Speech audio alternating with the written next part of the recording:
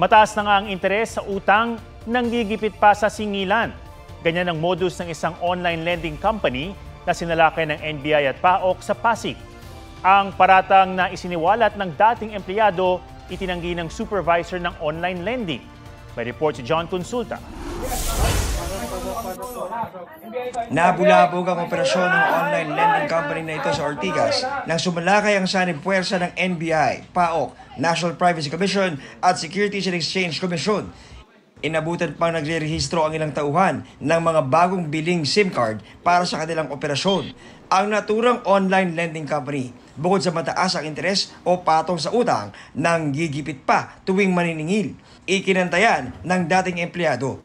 Kapag nangutang ng 1,000, makukuha lang nila 600. Minsan po yung 1,000, makukuha niya 5,000. Minsan sinasabi ng ganun pong terminology.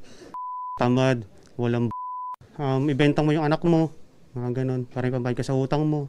May mga script na sinusunod ang mga empleyado at nang suriin ang kanilang mga computer, tumambad ang ginagawa nilang pananakot. Bakit niyo pong need na magbanta? Ginagawa ko lahat naman po ng paraan ngayon para makabayad.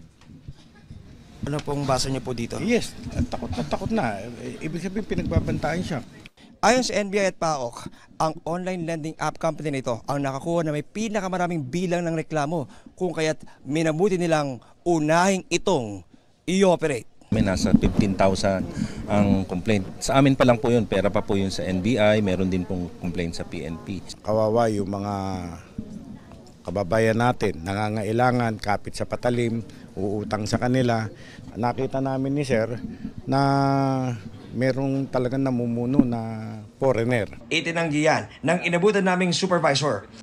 Is it true na may mga pananakot na ginagawa yung mga tauhan niyo dito? We don't 100% we don't direct people, sir. We have this policy. We terminate people if there's identified case. Kukumpiskahin ng NBI at PAOK ang lahat ng equipment na ginagamit sa operasyon.